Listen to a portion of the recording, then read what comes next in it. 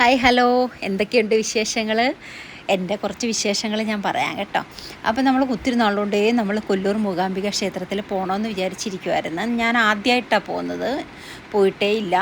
അപ്പം ഞാനെന്നല്ല ഞങ്ങൾ. അപ്പം നമുക്ക് ഓരോ കാര്യങ്ങൾ ഒതുക്കിയാൽ നമുക്ക് പോകാൻ പറ്റുന്നില്ല, വിചാരിച്ചാലും പോകാൻ പറ്റുന്നില്ല. അങ്ങനെ ഇപ്പം ഞങ്ങൾ വിചാരിച്ച് നമുക്കൊന്ന് പോയാലോ എന്ന് വിചാരിച്ച് അങ്ങനെ വീട്ടിൽ നിന്ന് സൈജേട്ടനെ ചിക്കുവും പെട്ടെന്ന് വന്ന് അപ്പം ടിക്കറ്റും ഒക്കെ പെട്ടെന്ന് ശരിയാക്കി നമ്മൾ പുറപ്പെട്ടു.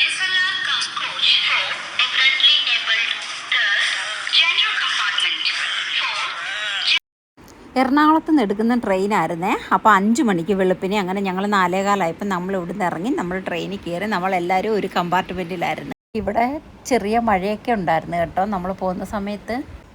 നമ്മളീ പോകുന്ന ട്രെയിന് ഗോവയ്ക്ക് പോകുന്ന ട്രെയിനാണ് കേട്ടോ. ഇത് കുന്താപുരം എന്ന് പറയുന്ന സ്ഥലത്തെത്തുമ്പോൾ 2:40 ഉച്ചയ്ക്ക്. കുഞ്ഞ് നല്ല ഉറക്കത്തി കിടന്നപ്പോഴാണ് നമ്മൾ എടുത്തുകൊണ്ട് പോരുന്നത് കേട്ടോ. വെളുപ്പിനെ ആയതുകൊണ്ട് കുഞ്ഞിനെ കുളിപ്പിച്ചൊന്നുമില്ല. അപ്പം നമ്മൾ കുഞ്ഞിന് ആ ഒരു ഉറക്കത്തിൻ്റെ ഒരു ക്ഷീണമൊക്കെ ഉണ്ട്.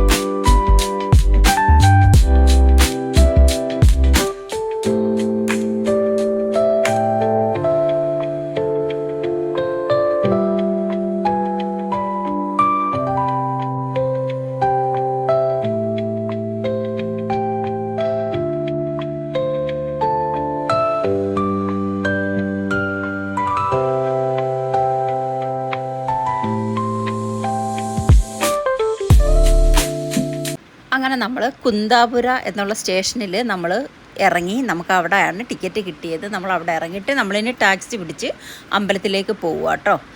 നമ്മൾ വിചാരിക്കുമ്പം നമുക്ക് പോകാൻ പറ്റത്തില്ലെന്നാണ് പറയുന്നത്. മൂകാംബിക അമ്മ വിചാരിക്കണം നമ്മൾ അവിടെ ചെല്ലണമെങ്കിലെന്ന്. പെട്ടെന്ന് നമുക്ക് പോകണമെന്ന് തോന്നുന്നു. നമ്മൾക്ക് പെട്ടെന്ന് ടിക്കറ്റ് കിട്ടുന്നു. ആദ്യം കിട്ടിയില്ല, അപ്പോൾ പോകണ്ടെന്ന് തീരുമാനിക്കുന്നു. പിന്നെ കിട്ടി. അങ്ങനെ പോകാനുള്ള ഒരു ഭാഗ്യം ഇപ്പം ആയിരിക്കാം. അങ്ങനെ അവിടെ നിന്ന് നമ്മൾ ടാക്സിക്കകത്ത് നമ്മൾ അമ്പലത്തിൻ്റെ അടുത്തേക്ക് പോവുക കേട്ടോ. അങ്ങനെ തന്നെ കൊല്ലൂർ മൂകാംബിക ക്ഷേത്രത്തിൻ്റെ അടുത്ത് വന്ന് നമ്മൾ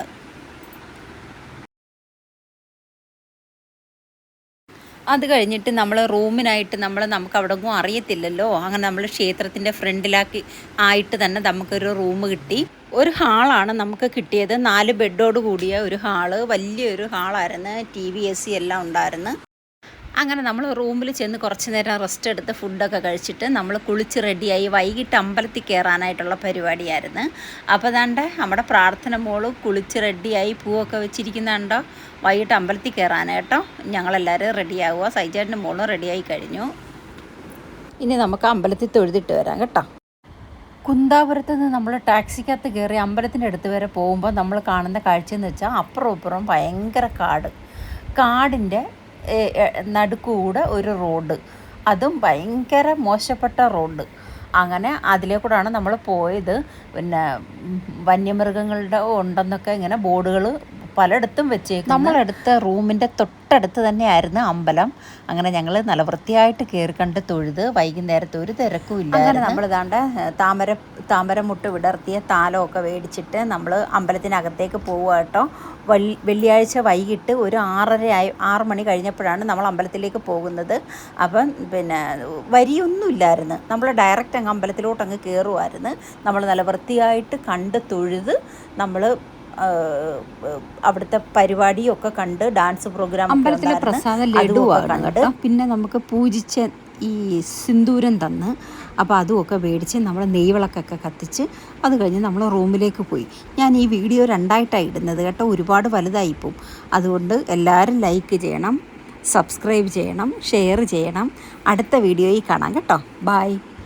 ശനിയാഴ്ച രാവിലെ നമ്മൾ റൂമിൽ നിന്ന് ചെന്ന് തൊഴുതപ്പോൾ, അതായത് ഒരു 8 മണി ആയി കാണും. അപ്പം നമ്മൾ തൊഴാൻ ചെന്നപ്പോൾ ഭയങ്കരമായ ജനം, ക്യൂ ഒരുപാട് നേരം നിന്നാണ് നമ്മൾ തൊഴുതത്. കുറച്ച് നേരം ഞങ്ങൾ ഡാൻസ് പ്രോഗ്രാമൊക്കെ കണ്ട് അവിടെ ഇരുന്ന്, പിന്നെ ഒരു 8:30 ആകുമ്പം കഞ്ഞി ഉണ്ടെന്ന് പറഞ്ഞു അവിടെ. പക്ഷേ ഞങ്ങളതൊന്നും കഴിക്കാൻ നിന്നില്ല, ഞങ്ങൾ തിരിച്ച് റൂമിലേക്ക് അങ്ങ് പോയി.